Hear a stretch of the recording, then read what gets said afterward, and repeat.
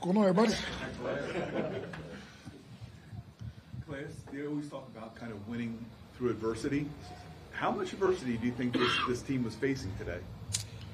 I mean, it's football. Things are going to happen. You never make an excuse. You just keep playing football. And so, of course, the adversity of losing the quarterback, but the same thing happened to them. They lost the quarterback too, and next man up, and my man AB did a great job, and, just keeping, all that stuff is hard. Like when you don't get a lot of reps and you have to, take a handoff, make sure you give the ball, put the ball in the running back's chest, pulling it. He made a couple good throws, kept the chains moving, and I think that's, a lot of people won't really be able to appreciate how important that is and how hard that was. So, but we have nothing but confidence in the guys. We work really hard. We're always going to be prepared, and that just says a lot about our coaching and how we do things.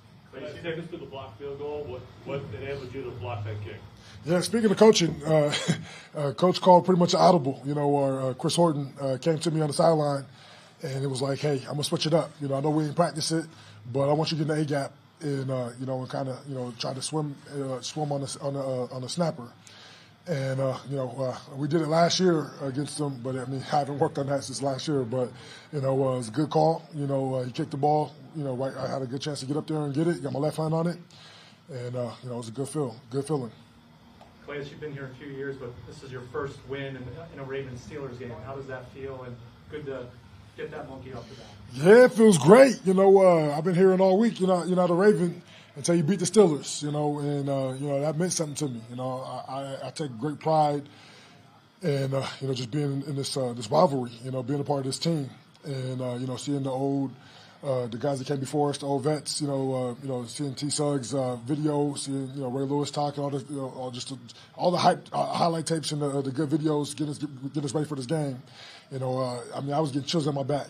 I want to be a part of it, so I'm glad. I can now call myself a Raven. Man, you've been part of a lot of defenses, but being part of one that can take the ball away the way this one can, how important is that? You think to you guys just playing and moving forward? Man, we got a lot of playmakers. We got a lot of guys making plays. It's fun. That's what makes it special. They made plays. It's the NFL. They're going to make plays. And we didn't flinch. We just kept playing our game. Kept depending on each other.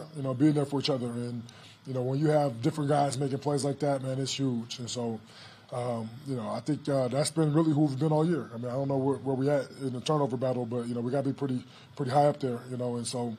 It's definitely something that we work in practice, so the coaches definitely should get a lot of love for that too, because we practice everything, and then just I think a lot of guys who study a lot of ball, focus, locked in, and when opportunities come, they're going to make the plays. How about Marcus Williams with one hand out there? I told him, I was like, man, I don't want to hear no excuses that you got a cast on your hand.